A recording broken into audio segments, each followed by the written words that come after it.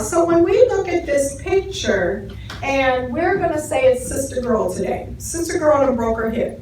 So we're going to play it all the way out. Perhaps you have a beautiful neighbor who lives next door. She's elderly. You're coming out of your house. We are now fast forwarding 3 or 4 years in advance. You are now a beautiful nurse. You're going to go work at 7 p.m. to 7 a.m.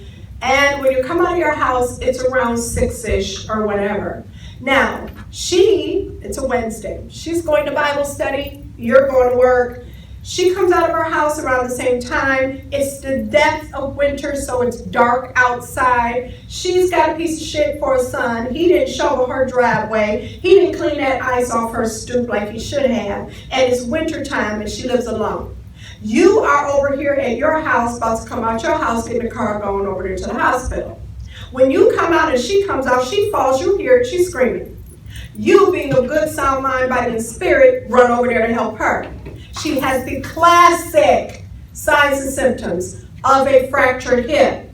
Her limb is what? Shorter, adducted, externally rotated. Again, shorter, adducted. It's added to the core or the center of the body. This is what it would be if it was abducted. But it's not. It's towards the center of the body. It's adducted. It's not away from the body. It's to the body. So shorter, adducted, externally rotated. Don't mess that up. Highlight it. It's on there. It's all on there. Now, you're going to have some more drama. It's painful. She doesn't want to move. You ain't trying to make her move. You may palpate the hip area depending on what's going on. You're going to feel what? Crepitus.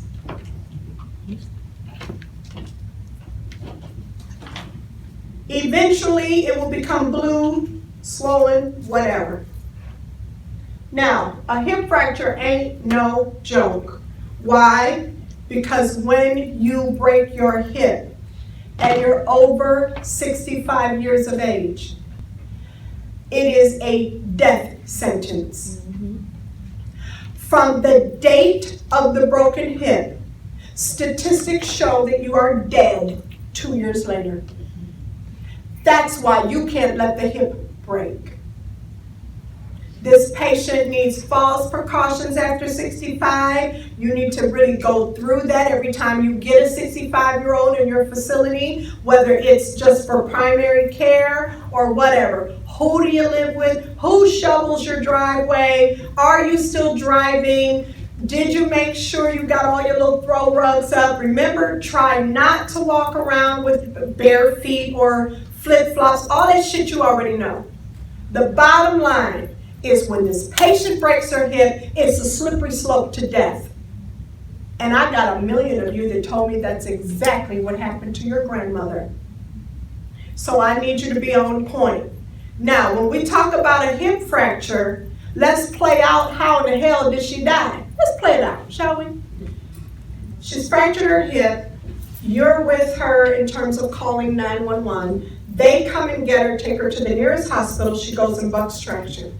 I got bad news for you. If it's a weekend, ain't shit gonna be done, because doctors ain't in there on the weekend. They schedule all that shit during the week, which is cool, because during this time in Buck's traction, she needs a little pre-admission kind of testing. Let's find out what her CBC is looking like. Let's check her chemistry panel. Y'all feeling me yet? Okay, so what we want? What kind of blood work we want, y'all? CBC, because what are we checking? What's the labs in here? Red blood cell, white H&H, hematocrit and hemoglobin. We want that to be above what? 12 and 36. What else are we checking since you're going to have surgery in that CBC? What did you say, Felicia? Quit whispering shit. Oh, white blood cell. Do y'all want a white blood cell? It's in there, but do I care at this point? Not at all. Post-op I might. But what do I need? platelets. You better understand your labs. So I'm checking for H&H and platelets. Y'all feeling me on this? Okay, let's move a little farther. If I have any kind of ortho surgery, what do you know about ortho surgeries? Say it again. I can't hear you. Type and cross. Oh, thank you, baby. Type and screen, because we're not losing blood, but we may later. So type and screen is perfect. It would be a type and cross if we were on Coumadin already. You see the difference? At risk for blood loss, get a type and cross. If it's routine, get a type and screen. Okay? At risk for blood loss, get a type and cross. She's not really at risk for hemorrhaging to death. If she was on Coumadin, I swear to God, I'd be doing a type and cross. But she's a routine surgery. Type and screen is fine. Routine type and screen. Okay? Okay, anything else we need, baby? She is 65 and older. Ah, what kind of lab is that? Good job. I probably, if she's 65 and older, want a comprehensive metabolic panel. If I don't go crazy, maybe a BMP is okay. What is this? Basic metabolic panel. What am I looking for? I'm getting a random sugar, electrolytes, renal function. That's what that will give me. That's the minimum it will give me. If I do a CMP, it'll let me look at the liver. So far, so good? I want all of that on my elderly patient who just broke her hip. Because technically, she's at risk for a lot. If she loses too much blood, her kidneys will shut down. I need to know where they started. Maybe she already has kidney failure undiagnosed, because after all, that lady was smiling. If she's gonna have surgery, I need to know where her hematocrit and hemoglobin started off, because one thing about ortho surgeries, they're bloody. I wanna know, can she even clot? If her platelets are low, or she's on Coumadin or something else like Pradaxa or Xarelto or Eliquis or Plavix or aspirin or whatever, all the shit people be on, then I'm going to be looking at coagulation studies like a PT, PCT, and fibrinogen. Are you feeling me yet? See, because the more you anticipate this shit, the more we can get the show on the road with patient care. Because that requisition should have been filled with all that. X-ray, all of that, you already know what it is. Okay? Okay, y'all, so we got it going on. We got the lady in the bucks traction. We got some blood work done on this patient. We might have an x-ray. Typically, your docs want an EKG. And nobody trying to get in there and go do surgery on somebody with a fucked up AFib. You feeling me yet? Okay, older patients are more complicated. If she's a diabetic, what is her blood sugar going to be? High as hell. You are stressed. This is a break, a fracture. It's going to stress the shit out of you. So stress will make your blood sugar go up. Feeling this? Can get weird. You can get weirder and weirder. Okay? Let's go and take the patient to surgery, shall we? What kind of surgery is it? Orif. Sounds cute. What the hell is it? Open reduction internal. Open reduction. Internal fixation. Ah, okay, open reduction, internal fixation. So whatever pins and rods and prosthesis and shit you're putting on is on the inside. Remember with traction, it was on the outside. External fixation. Everything we're gonna do to you is on the inside. How did we do it? We opened you up. With traction, we didn't have to open you up. It was closed. That's why you gotta know these terms. Open reduction, internal fixation. We fixed you internally with some kind of prosthesis or pin or rod or whatever. We opened your ass up to do it. You gotta know these terms. Open reduction, internal fixation. Now, you done had a broken hip. You're at risk for a clot, aren't you, baby? So what's the generic name for Lovenox? Knox apparent. Knox apparent. Mm-hmm. So you've gone to surgery. When you come out, you're at high risk for a DVT. So a lot of times, right in the OR, we'll get you that little shot of Lovenox. Okay, it just depends on the doctor's preference. Okay. And then when you come out, we got a whole lot of rules. Our rules include you cannot cross your legs.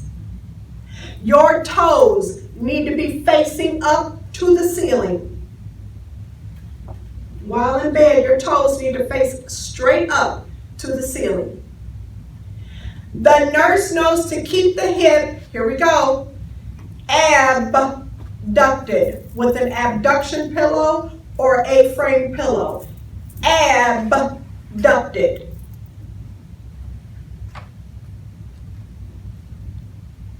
The patient will only get out of bed with physical therapy.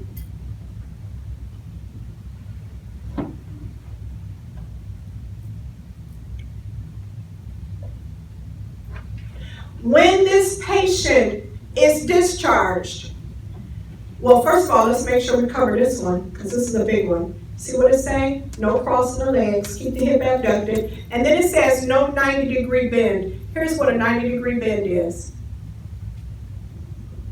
So she can't bend.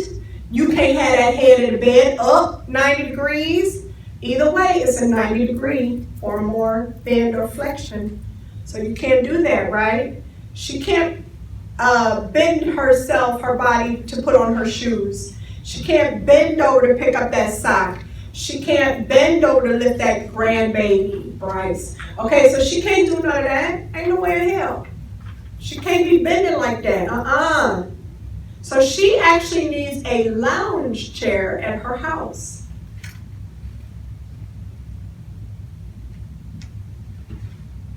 She can't be sitting in no low chair. She'll never fucking get up. Who knows somebody like that? Can't even get up. They be sitting there going, can you help me, baby? Mom, why you sitting there? That's too low. High chairs, lounge chairs are better because you can maneuver them bad boys. Lazy boy is what they may say. And if you English second language, you may not know what the fuck is a lazy boy. It's a lounge chair. It's just a brand name and they throw it on there just to mess with your head. Okay, so lazy boy is the type of chair they need. Okay?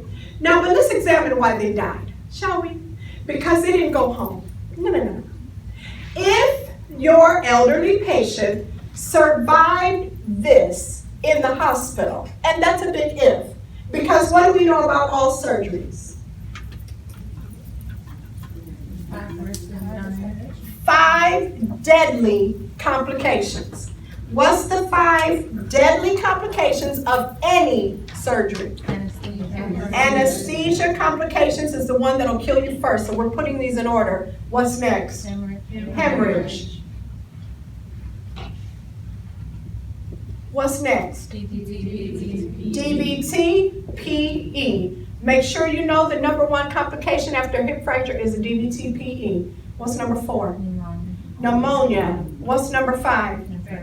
Infection. In other words, beloved, if your elderly patient, who is typically a female, did not die from anesthesia complications like malignant hyperthermia, hemorrhaging, DVT, PE, because 100% of all PEs started as a DVT, pneumonia because she's elderly and perhaps she does something crazy as hell like smoke, or infection because y'all be trifling in these hospitals. You got acrylic nails. Didn't Gina come here and talk to you about that in toe-to-toe? What did G-Unit say? Who was here in toe-to-toe? Raise your hand if you was here.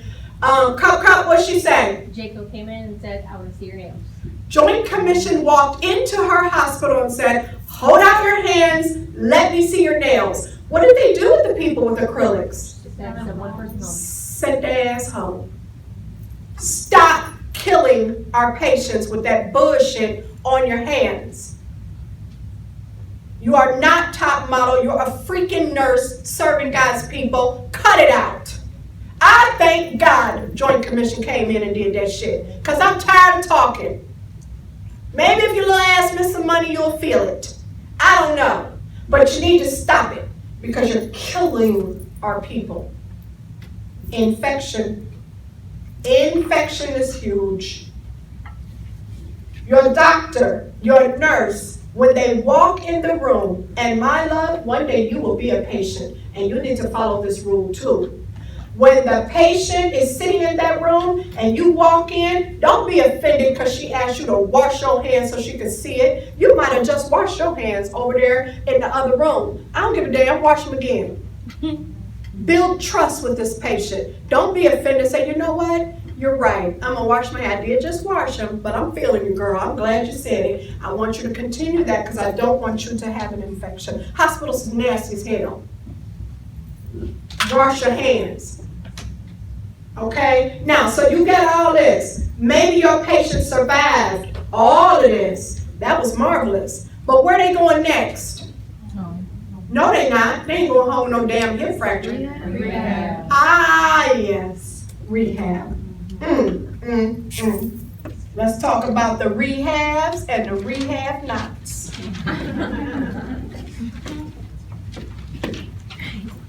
I don't know if you've been paying attention, but every corner of this country has rehabilitation on it. We had a beautiful one going up there on Harvard. My mama spent time in that. She loved it. I definitely give it kudos. Prior to that, prior to them building that facility over there on Harvard near Beechwood and Warrensville, I used to only go to one place. Shout out to my peeps, Menor Park. My people can only go to certain places because I already know what y'all about. So this is the way I look at it. Everybody that has rehabilitation on their little faceplate outside their building is not rehabilitation. Some of them are glorified nursing homes, but they got their little Medicare certification 55 years ago and they kept it because it's hard to lose it. What are they? You walk in, you smell urine. What is it? You walk in, you hear patients screaming. What is it? You walk in and you see hair weave down your ass crack, acrylic nails everywhere, little Miss Top models everywhere, too good to answer call lights. That's what a lot of these facilities are. Which ones are the good ones? The ones where physical therapy would never dream of calling off sick and having you stay in your bed 2 days after you got there. Which ones are the good ones? The ones where the nurses actually care about you and they look like they're a nurse. You know, they don't have the tongue ring and the piercings in obvious places. That kind of nurse, where you can't read her underwear on her pants. You know, that one. Yeah, a real nurse. What kind of facility is it? A facility to get you out of bed often, frequently, and then you're gone within 30 days. That's rehabilitation.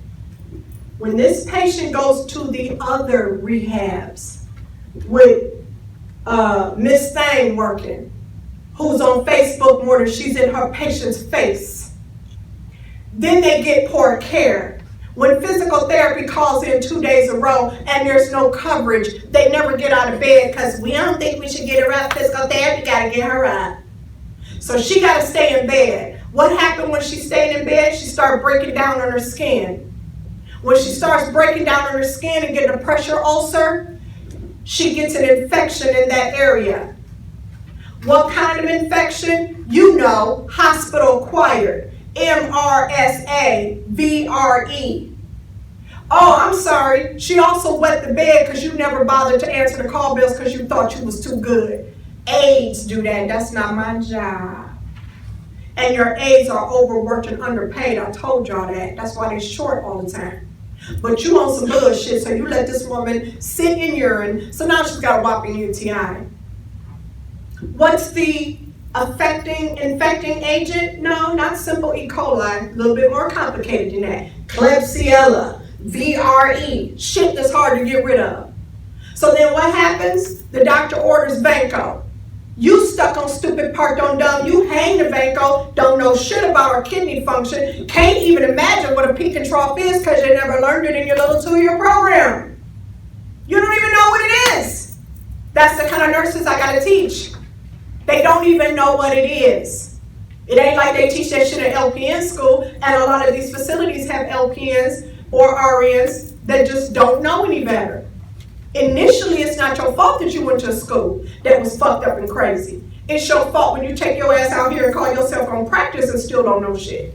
So you get out here, she either has a problem because you hang the Vanco too fast. How long should we hang Vanco? 90 minutes. 90 minutes. Banco needs to hang 60 to 90 minutes. You know what the girl did the other day? I got a little text message about it. She ran the motherfucking in 20 minutes like any other antibiotic. Stupid. Hey. Now, what determines whether you die in one of these piss poor facilities or if you go to the ones that are really good? What determines that, nurses? Insurance. Insurance and money. Because is Medicare gonna hook you up? No. So let me tell you something before you go and you're eating dog food at 72 years old. You are nurses. There's no reason on earth why you won't have champagne care. Because right now, as nurses, when you leave up out of here and you get that first job, you are automatically putting 15% in your 401k. I don't understand poor nurses. That don't even go together in the same sentence. You are putting 15% in your 401k so that you too can be a millionaire by 15 years from the start date.